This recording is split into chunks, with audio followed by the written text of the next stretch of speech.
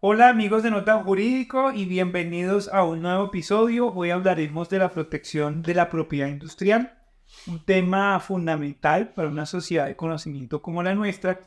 Y cuando yo hablo de estos temas me gusta hacer referencia a dos frases, profesor Rengifo, que se encuentran en una publicación de la Superintendencia de Industria y Comercio sobre propiedad industrial. La primera de esas es que los derechos de propiedad industrial se han convertido en un pilar para la creación de valor y del entorno económico actual como el nuestro, en que el conocimiento a su vez se constituye pues en un motor de crecimiento. Y la segunda es que el círculo de la innovación se encuentra íntimamente relacionado con el sistema de derechos de propiedad intelectual, especialmente de patentes, y dice la misma superintendencia pues que el país no puede ser indiferente a ello. También Marco Alemán, en una presentación muy interesante, pone de presente que la concesión de una patente ayuda a las startups a incrementar las ventas en un 51% o duplicar las posibilidades de cotizar en la bolsa de valores. Pero a pesar de la importancia, las cifras demuestran que a nivel mundial solamente el 9% de las MIPYMES tienen registrados derechos de propiedad intelectual por falta de conciencia e información. Y en esta oportunidad, para hablar de este tema, nos acompaña Ernesto Rengifo. Cuenta con estudios en propiedad industrial, competencia desleal y prácticas restrictivas de la competencia en el Queen Mary College.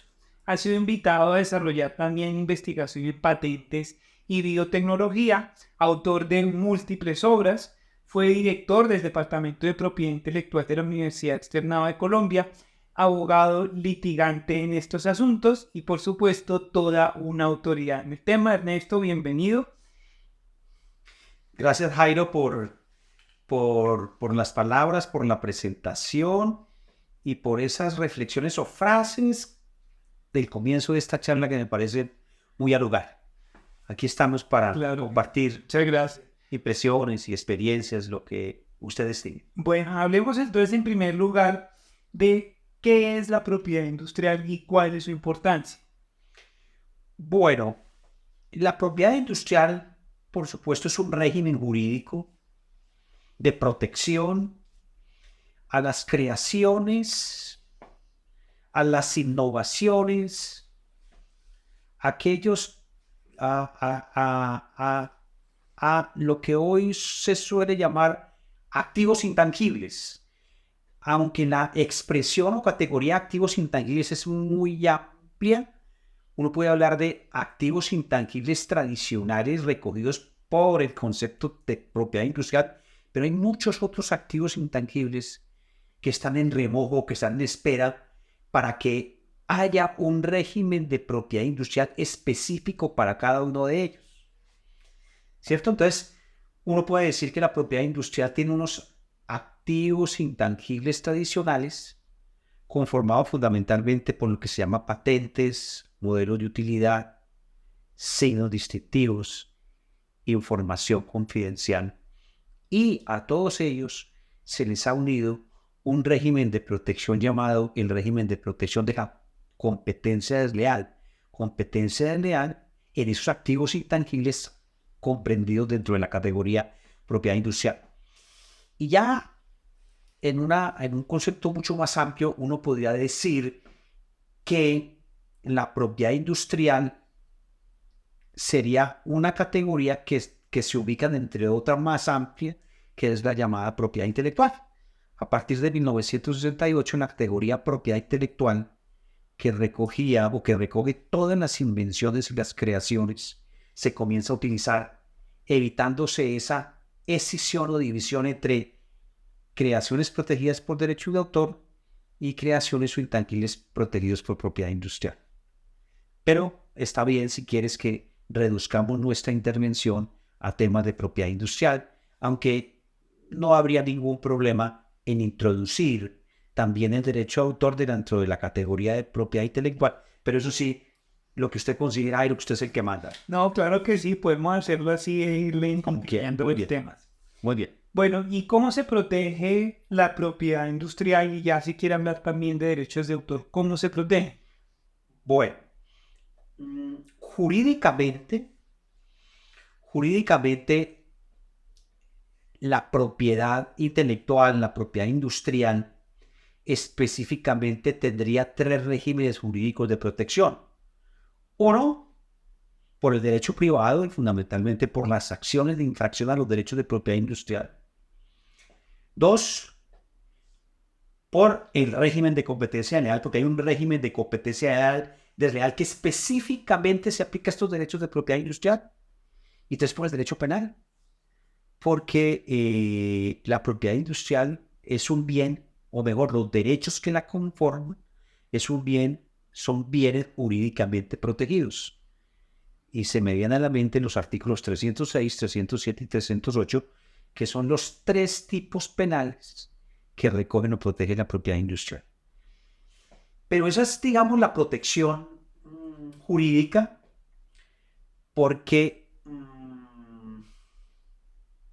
los empresarios, digamos, los hacedores de la propiedad intelectual tienen una gran carga de una protección privada, un sistema de protección que tienen las empresas para antes de recurrir a la judicatura ellos, digamos, toman pasos muy serios para que esos activos intangibles, para que esos bienes recogidos por la propiedad industrial, pues no sean violados por terceros.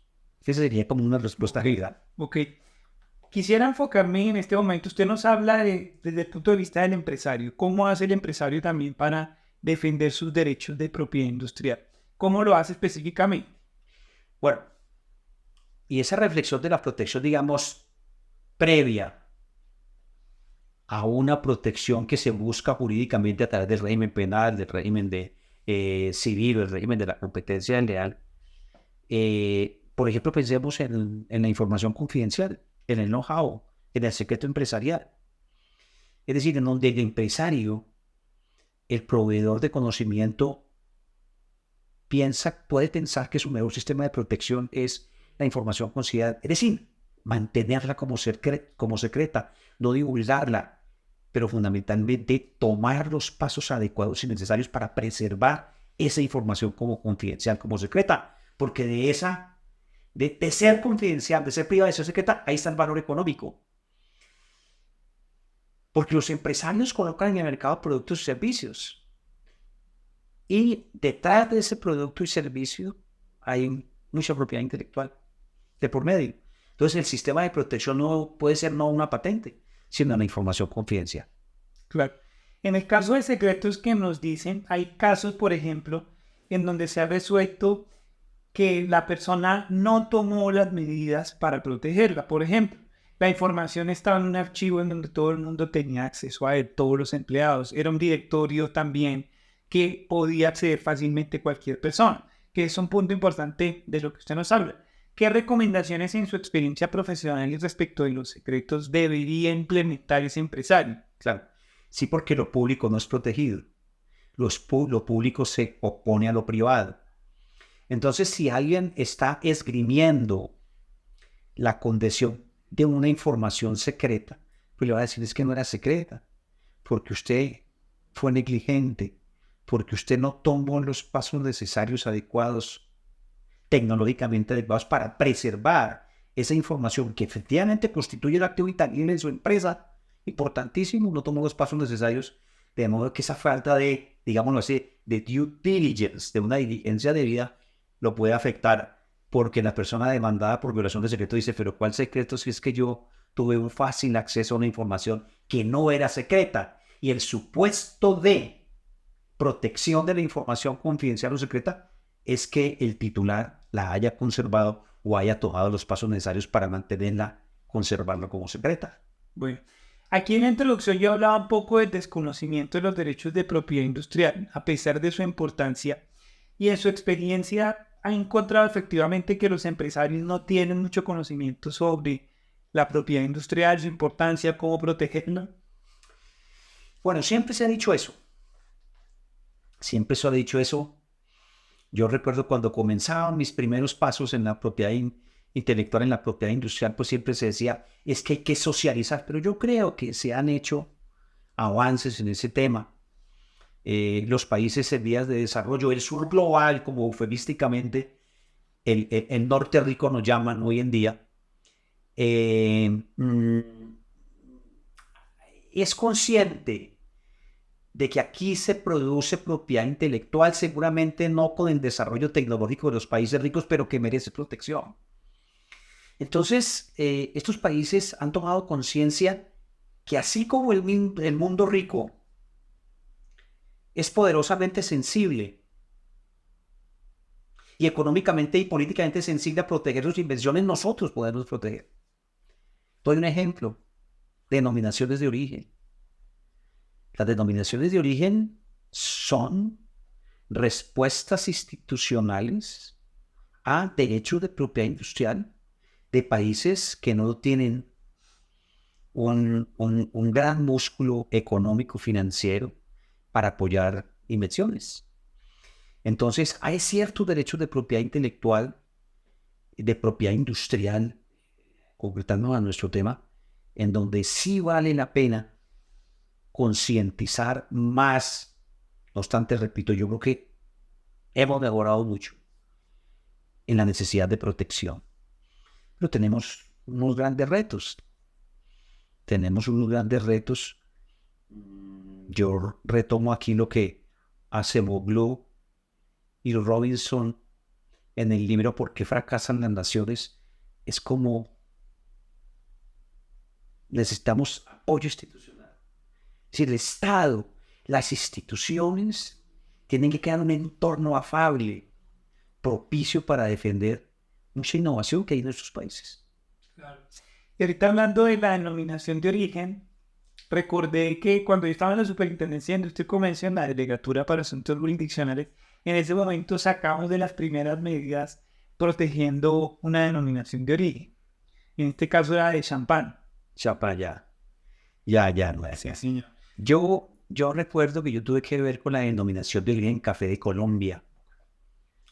Y recuerdo que la nota distintiva o característica del Café de Colombia para que alcanzara el pináculo de una denominación de origen o una indicación, es decir, una protección por las calidades particulares del producto en una zona geográfica determinada, fue la buena reputación. La reputación que tenía el café colombiano en un contexto internacional. Y ese hecho, esa circunstancia de la buena reputación, del buen nombre del café, porque una cosa es el café de Nariño y otra cosa es el café de la Sierra Nevada. Se producen en pisos térmicos diferentes, crecen en pisos térmicos diferentes. Pero la reputación era una nota característica que se podía predicar de cualquier cultivo de café en Colombia, en el Amazonas, en una tierra templada o en la zona o en la costa. Su reputación, y fue la primera denominación de origen extracomunitaria europea.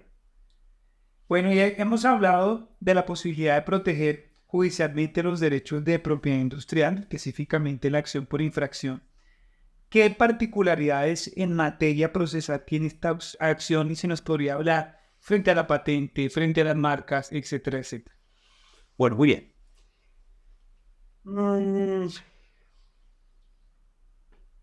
Entonces, una acción de infracción, para iniciar una acción de infracción, entonces estamos hablando de un derecho de propiedad. Entonces, así como cuando usted le desconoce su derecho de propiedad, usted tiene que anexar una escritura pública o el título, pues, de una propiedad inmueble y además el certificado de registro para usted acreditar su condición de propietario y iniciar una acción que llama reivindicatoria. Usted lo primero es un bien inmueble, es una reivindicatoria, escritura pública y su registro, porque ese es el título y el modo. Eso es lo que usted lo hace. Por eso usted analiza la escritura y un certificado de libertad. Pues bien, en materia, por ejemplo, de marcas, la marca, de acuerdo con nuestro sistema jurídico, el título atributivo del derecho es el registro ante el Estado, no el uso.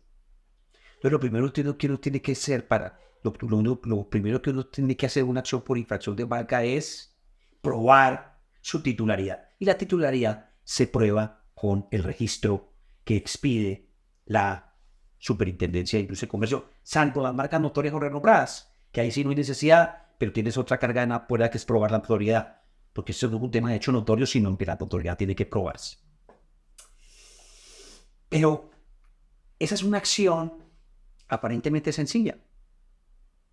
Uno compara entonces el registro con la forma como se está reproduciendo sin autorización un signo distintivo en un producto equivalente o similar a la marca cuyo titular la está explotando en su producto o en su servicio. Y hay infracciones que son fácilmente perceptibles. Es decir, no habría necesidad de un dictamen pericial que estableciese las diferencias entre una y otra. Se suele. Pero, lo digo en la corte, una famosa sentencia en tema penal, dice que el juez puede percibir inmediatamente la infracción, pero es recomendable un estudio, un peritazgo, probarlo a través de testigos de que efectivamente hay una infracción a un derecho reconocido. Esa acción tiene dificultades. Se me viene a la cabeza, pues, con base en cierta práctica que he tenido, ya tengo ganas, ¿cierto? Una pregunta que yo suelo hacer: si la confusión es un elemento estructural en una acción de infracción, es decir, si además de la infracción tiene que probar que entre esos dos signos distintivos se genera una confusión en los consumidores. Y esa es una pregunta complicada. Entonces ahí podríamos decir que para algunos no es necesario, que basta que usted perciba, aprecie o pruebe que ese signo comparado, efectivamente, si no es igual, sí ha tomado la parte sustancial del registro que usted obtuvo el registro como marca. Y otros han dicho: pruebe que hay una confusión, que hay confusión en el mercado. Porque si no hay confusión, pues no habría infracción. Esas son como las dos posturas. Perfecto. Pero esas son las dos posturas, pero yo estimo que si usted tiene su título y alguien se lo imita, lo simula o lo copia idénticamente, pues, hombre, hay infracción y la confusión. Pero en la práctica judicial, la persona que es demandada excepciona diciendo: no hay confusión. Bueno, y aquí creo que en este punto, frente a los derechos de propiedad industrial, las medidas cautelares tienen una importancia mayúscula. Imaginemos, por ejemplo, un caso en donde se está infringiendo los derechos de propiedad industrial, otra persona utiliza un signo que resulta ser similar a mi marca y los clientes, un poco en línea con lo que venía usted hablando, y los clientes adquieren los productos pensando que tienen el mismo origen empresarial. Y por supuesto, cada día que pasa, si una sentencia pues resulta ser totalmente gravosa para el titular de la marca, teniendo en cuenta los tiempos además que se demoran en estos procesos de infracción. ¿Qué debería entonces, si solicitamos una medida cautelar, qué debe demostrarle específicamente el solicitante al juez para que le decrete la medida cautelar? Muy bien. Bueno, los dos famosos requisitos de toda medida cautelar: fumo uri juris y el peligro, el daño que si no se toma la medida. Pero es esto. Los códigos de procedimiento, las reformas al procedimiento civil, recogieron la figura de la tipicidad de la medida cautelar. Y en realidad ahí hay una gran influencia o injerencia de la práctica en el litigio relacionado con la propiedad intelectual y la propiedad industrial. Porque se abrió todo un abanico de posibilidades que el titular del derecho puede esgrimir como medida cautelar para que se detenga o se obstruya la práctica que usted considera infractora. Entonces yo recuerdo, por ejemplo, en una ocasión, un conflicto de un nombre comercial en donde un competidor, sin ningún recato, lo reprodujo en sus establecimientos de comercio, registro de Cámara de Comercio, etc. Y leí yo la demanda en donde el solicitante de las medidas cautelares solicitaba 9 medidas cautelares. Por fuera de las tradicionales del Código de Procedimiento Civil, y el juez, este es un caso en Villavicencio, el juez reconoció absolutamente todas. Suspensión de publicidad, desmonte Los avisos. de los avisos, bueno, etcétera. Eran 9 medidas cautelares. Entonces, cuando yo explicaba la figura de las medidas cautelares en propiedad industrial, hacía ese parangón entre la tipicidad y la no tipicidad. Y eso es lo que hoy el Código de Procedimiento, el Código de Proceso en el 590 recoge esa figura. Y ahí tuvo mucha incidencia. La praxis, la experiencia que los abogados litigantes en propiedad intelectual y propiedad industrial tenían, porque ellos solicitaban una cantidad de medidas cautelares para obstruir el desconocimiento de una obligación de no hacer. Porque un derecho de propiedad intelectual le genera a los terceros una obligación de no hacer. Usted no puede hacer aquello para lo cual no está previamente autorizado o legitimado para hacer por su titular, por el titular del signo distintivo o del derecho de propiedad industrial implicado. Perfecto. Uno de los temas frecuentes en los procesos de infracción marcaria es la dificultad de cuantificar los perjuicios. ¿Por qué es problemático en este tipo de procesos la cuantificación de perjuicios? ¿Cuáles son los sistemas para hacerlo? Muy complicado precisamente porque son obligaciones de no hacer. Muy complicado porque recuerde usted en las clases de obligaciones. El profesor de obligaciones le explicaba a usted las obligaciones de dar, las obligaciones de hacer, y cuando llegaba el tema de obligaciones de no hacer, era 40, media hora, una hora de clase. A diferencia del espacio de tiempo que implicaba hablar de obligaciones de ser y de dar y hacer, y cómo se reparaban su cumplimiento. En las obligaciones de no hacer, pues yo, para facilitar la comprensión, siempre recurro de los derechos de propiedad intelectual, es decir, pensemos en una obligación de no hacer. ¿Cómo se indemniza una obligación de no hacer? Y efectivamente es complicado. Entonces, por eso, la norma comunitaria y concretamente el artículo 242, 248 de la decisión 486 le ayuda al juez para llegar a establecer la indemnización o la forma de reparar un derecho de propiedad intelectual. Fundamentalmente es un derecho de contenido negativo, es decir, de no haga. Entonces le dice lo procesante, daño emergente, el beneficio obtenido por el infractor y lo que llaman la licencia hipotética, es decir, lo que le hubiese cobrado al demandado si éste hubiera recurrido a él a obtener un permiso, una autorización o una licencia. Eso es lo más complicado. Pero, entonces, hoy la postura, imagínense, me lo enseñó su papá, el juez tiene una especie de idea de que hay que dejar de proferir sentencias sin efectos. El juez tiene que pronunciar sentencias condenatorias cuando se imprime un derecho subjetivo. Y la judicatura tiene unas sentencias muy importantes, en donde uno ve los problemas que están llegando a la judicatura, en donde se discute el cuánto o la cuantía de la reparación por violación de un derecho de propiedad intelectual, y uno ve unos ejercicios muy interesantes. Entonces es un tema que yo creo que hemos mejorado. Obviamente falta mucho, pero hemos mejorado en el sentido de que la violación de un derecho, así la cuantía del perjuicio con ocasión de aquella sea difícil, hay que proferir sentencias. Si me entiendo, entonces diría usted que básicamente, como tengo un derecho de exclusiva, la sola infracción generaría el perjuicio porque hay una violación de mi derecho exclusivo. Si yo digo eso en un artículo, me lo han criticado. Yo digo, si existe la infracción, hay daño, ergo debe haber reparación. Además, tampoco estoy diciendo nada nuevo.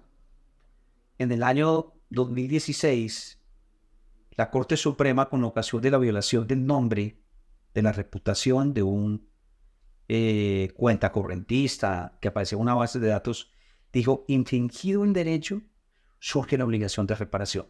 Eso es lo que yo digo. Y lo digo fundamentalmente por la dificultad que tiene el tema de la probanza del daño y además de la cuantificación del mismo. Entre otras cosas, por eso fue que en materia de propiedad intelectual industrial, específicamente en marcas, existen las indemnizaciones preestablecidas. Y la indemnización, es decir, ante una infracción, el demandante titular del derecho puede recorrer el camino de probar el daño, la relación de causalidad, la infracción, el daño, la relación de causalidad y por supuesto el cuánto, o puede acogerse a unos montos de indemnización previamente establecidos por el legislador. Y hago la siguiente digresión, que eso no es daño punitivo. Es simplemente un mecanismo disuasorio, porque le facilita al titular o le evita al titular probar el quantum que es tan difícil. Entonces hay un decreto del año 2014 en donde se estableció en Colombia, siguiendo las directrices del TLC firmado con los Estados Unidos, un decreto en donde establece un porcentaje, un rango de si el demandante se acoge al sistema de indemnizaciones preestablecidas, es decir, yo me acojo y el juez, si encuentra aprobada la infracción, ergo, deduce el perjuicio con base en esa directriz preestablecida que el legislador le ha señalado y ha fijado. No sé si fue claro. Sí, pero y eso haría prueba de monto, pero de la existencia del daño como tal, ¿tendría que probarse la existencia del daño? ¿O acogeríamos acogeríamos que infracción del derecho implica daño? Y si no, digamos, si asumiéramos la otra postura, ¿cree usted que la indemnización preestablecida quedaría coja porque de todas maneras me tocaría probar a mí la existencia del daño?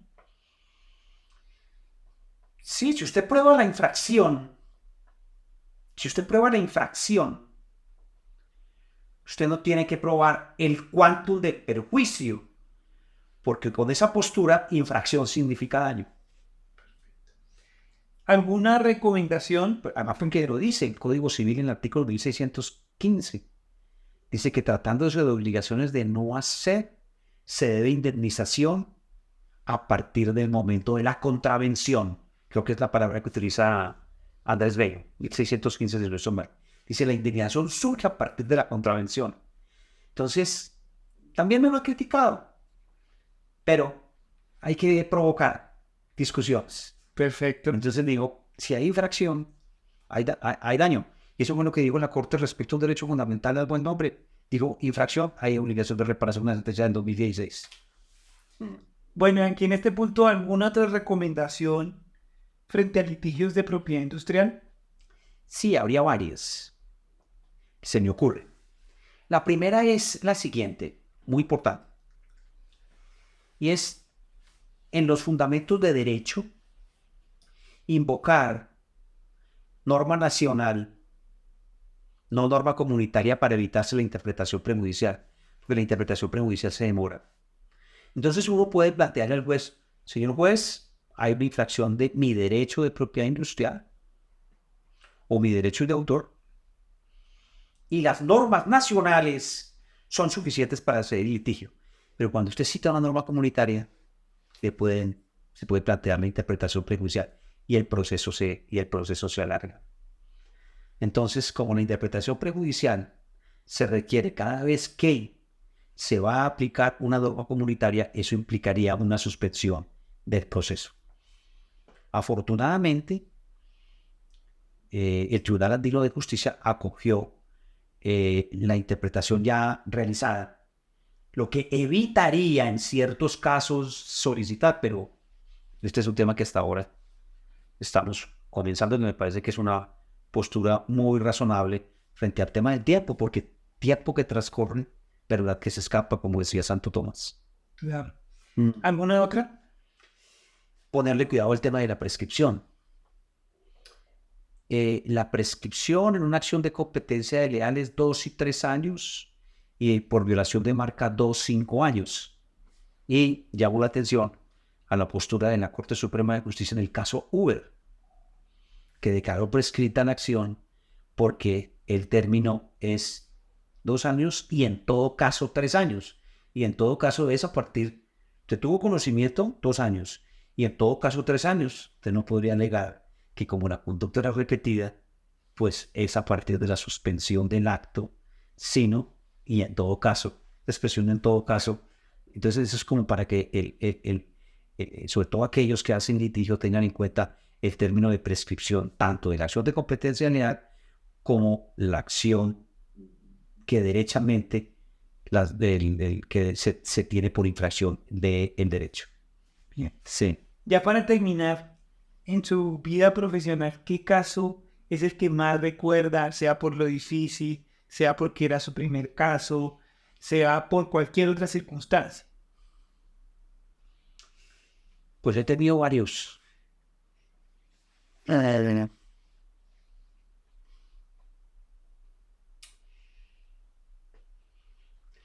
Bueno, tuve un caso muy interesante, el caso del BBVA, antes de que lo adquiera, cuando lo adquieren los españoles, que previamente hubo una toma del Estado, el Estado es el que lo vende. Y se originó un problema en la negociación por el software que manejaba todo el sistema hipotecario del banco. Imaginen un banco, el sistema hipotecario. Porque sobre ese software, una persona había legado los derechos de propiedad del código objeto y del código fuente. Entonces, en esa negociación se hizo una reserva. Y las partes, tanto el Estado como la sociedad española que terminó adquiriendo el Banco Granada, que era el banco que ahora es BBVA, dijeron, bueno, el litigio es un 70-30, bueno, estuvieron un porcentaje, porque la discusión era ese activo intangible tan importante, el software que manejaba toda la cartera de Granada hipotecario. Bueno, ese pleito en donde se discutía la titularidad del software fue muy relevante por la cuantía, pero además por el tema, porque el tema de infracción de software hasta ahora se estaba introduciendo en América Latina. Y pues yo fui el abogado en ese caso. Y hay otros, pero no le quiero. Hay otros, hay hay casos muy interesantes. Bueno, muchísimas gracias. Oh, Jairo, pues muchas gracias. No me sentí como en un preparatorio, sino me sentí con un amigo, con una persona al cual le vaticino unos grandes éxitos profesionales porque está haciendo el cursus honorum tal como se lo ha enseñado mi gran profesor, el doctor Jairo Parquiano. Bueno, muchas gracias. Además, usted también fue profesor mío, contratos. ¿Sabía? Sí, cómo no, sí, señor. Sí, bueno, muchas gracias. Un aventajado, cómo no.